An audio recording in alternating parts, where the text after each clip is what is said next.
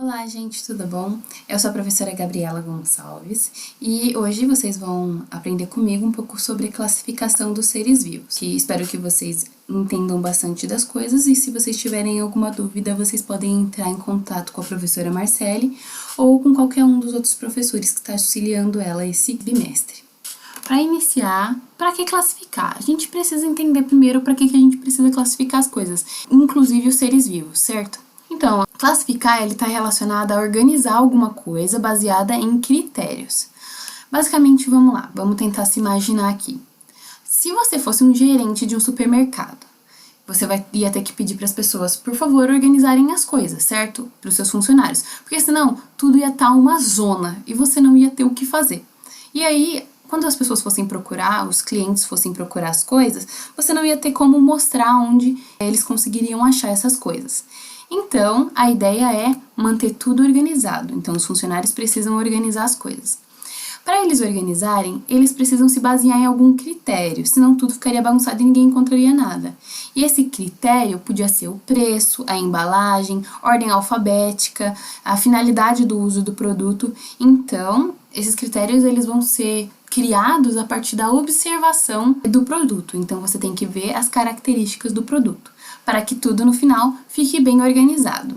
Então, os biólogos são cientistas que podem trabalhar com várias coisas, mas uma das coisas que eles podem estudar é a classificação dos seres vivos. E eles classificam a fim de ser mais fácil estudar esses seres vivos.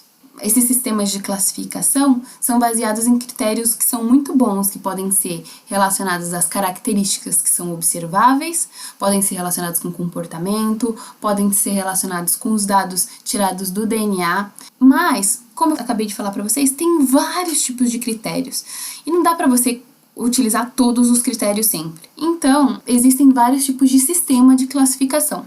Por exemplo, essas formas que a gente está vendo aqui do lado. Eu poderia organizar a partir das cores. Então, eu pego, por exemplo, todos os amarelos, depois todos os azuis, todos os vermelhos. Ou eu também podia classificar a partir da forma. Então, eu pego todos os triângulos, todas as bolas, todos os quadrados. Por último, eu também podia classificar pelo tamanho. Eu podia pegar os grandes, os médios e os pequenos. Mas, como eu acabei de falar, existem então vários sistemas de classificação ao final. E hoje a gente vai citar alguns, principalmente a classificação de Linneu. Linneu organizou um sistema de classificação. Esse daqui é o nomezinho dele e o período em que ele viveu. Mas a gente vai chamar de sistema de Linneu ou classificação de Linneu. Ele foi um cientista sueco que passou boa parte da vida observando seres vivos e agrupando conforme as suas semelhanças ou diferenças. Então, ele basicamente brincava de classificar. Brincava não, né? Porque ele era um cientista, então ele anotava tudo e o foco dele era solucionar um grande problema. Os mesmos seres vivos, eles podem ser chamados por nomes diferentes. Vocês concordam que isso é um problema? Digamos que eu tenho esse ser vivo. Esse ser vivo é uma planta que a gente usa a raiz, essa é a raiz para ser mais específica, e que a gente usa para comer. Onde eu moro, nós chamamos isso de mandioca. As pessoas ao meu redor vão chamar de mandioca, mas se eu viajo para um outro lugar, ela pode ser chamada de outra forma. Só no Brasil existem pelo menos 11 formas diferentes de chamar a mandioca.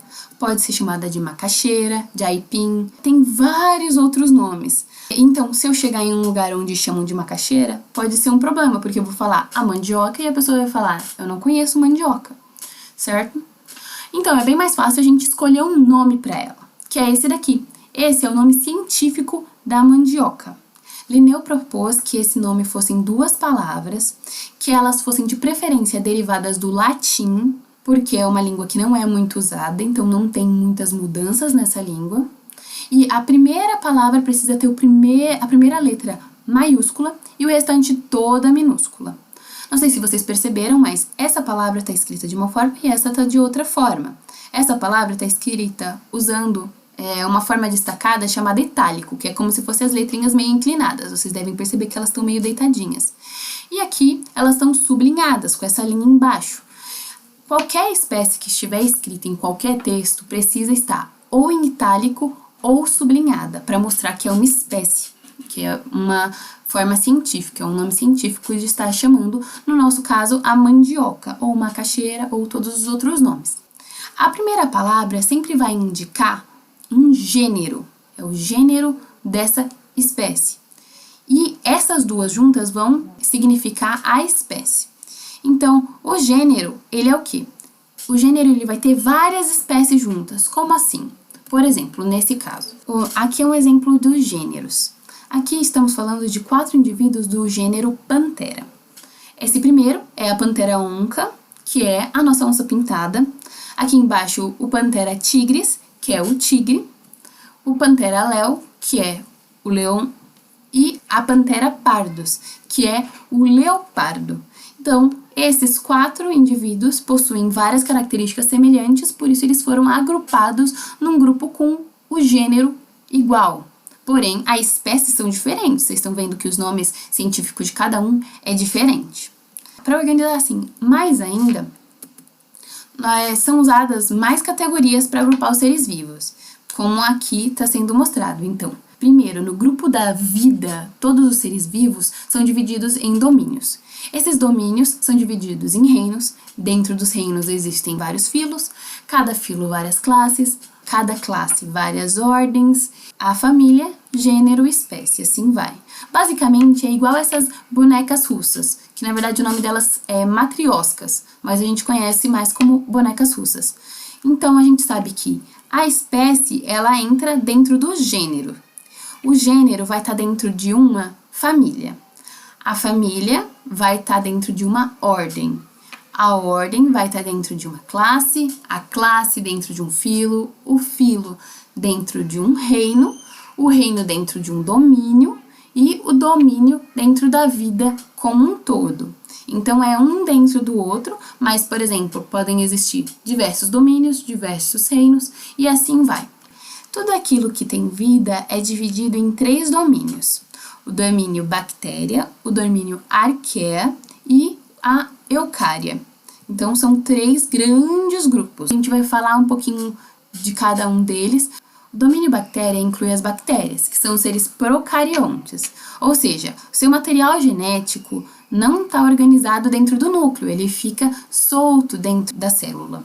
Dentro desse domínio bactéria vai ter que antes era conhecido como reino Monera. Hoje em dia não se usa muito esse reino Monera para falar sobre as bactérias, fala mais sobre o domínio bactéria. O domínio arquea ou arqueia, ele inclui outros organismos que também são procariontes. Esses organismos são chamados de árqueas, por isso o nome aqui. Esses organismos também são conhecidos por ser extremófilos, ou seja, eles suportam ambientes extremos. Uma das características dele é a célula procarionte, por isso a imagem dela aqui pequenininha, só para relembrar a vista no último domínio. Essas árqueas vivem em ambientes extremos e aqui nós trouxemos 3 exemplos. Um deles é o ambiente rico em metano, como é o exemplo do estômago de ruminantes. Essas árqueas, elas são conhecidas como metanogênicas, ou seja, que gostam de metano e podem até produzir esse metano. As árqueas que são halófilas, halófilo significa que gosta de viver em ambiente rico em sal. Esses indivíduos gostam de viver em lagos que têm muito sal, como é o exemplo do Mar Morto. Ele não é um lago de água doce, ele é um lago salgado. Então, esses indivíduos conseguem viver bem nesse tipo de ambiente. Outro ambiente extremo que essas árqueas vivem são os ambientes de temperatura muito alta. Essas árqueas são as termófilas, ou seja, de temperatura, uma temperatura muito alta. Elas gostam desses ambientes. Cerca de 100 graus Celsius, como é o exemplo de tubos de vulcões ou fontes quentes, como é o caso dessa no Parque Yellowstone, nos Estados Unidos. E agora, por último, o domínio eucária. Esse domínio inclui todos os seres vivos que são eucariontes, lembrando que são aqueles que apresentam um material genético organizado no núcleo. Vocês estão vendo? O material genético está aqui dentro. Já no outro caso, dos procariontes, o material genético ficava solto em toda a célula. Dentro desse domínio existem diversos reinos, e é isso que a gente vai trabalhar bastante hoje. A gente vai saber um pouco mais sobre esses diversos reinos. O primeiro que nós vamos falar é o reino protista. Quando a gente fala desse reino, tem muita controvérsia. Por quê? Entre os cientistas, foi percebido que todos os indivíduos que não se encaixam em outros reinos meio que são jogados como se fosse o resto dos reinos. Ou seja, os indivíduos que não conseguem entrar nos outros diversos reinos são jogados aqui, como o resto.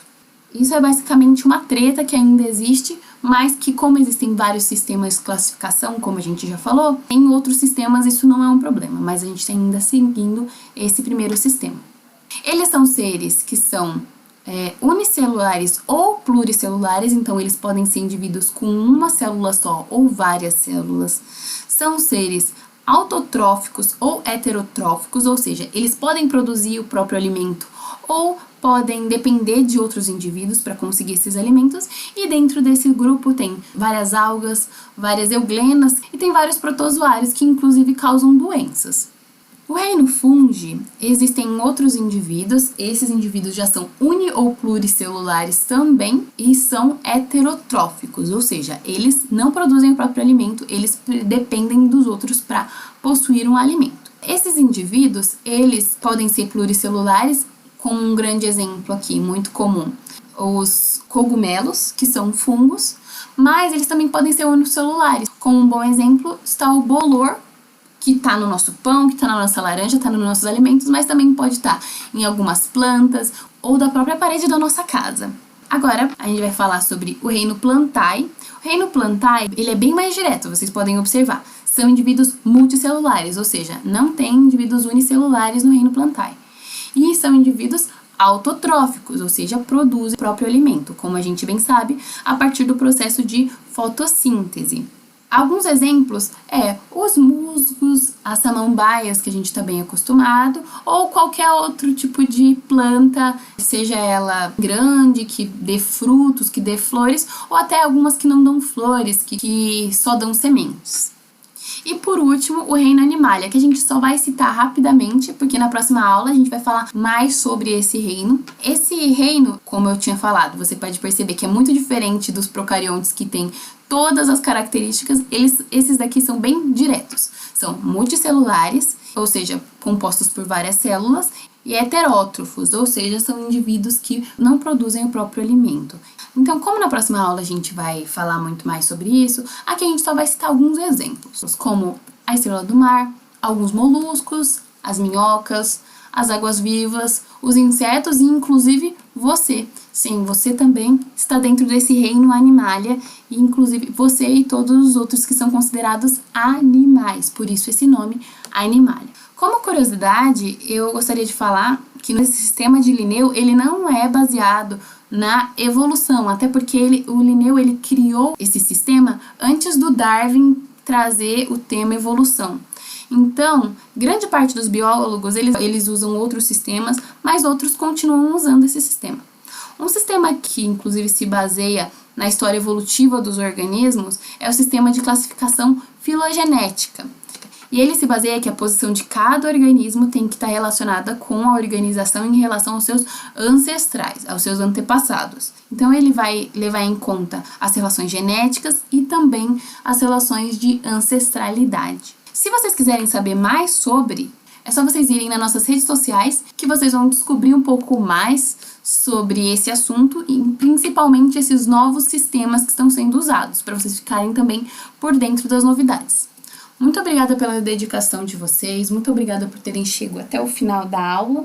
A gente fica muito feliz e muito orgulhoso por vocês estarem acompanhando a gente. Então, muito obrigada e não percam a próxima aula, que vai ser a continuação da classificação de seres vivos, mas focando no reino animal, que é muito complexo e muito divertido. Então, vamos lá!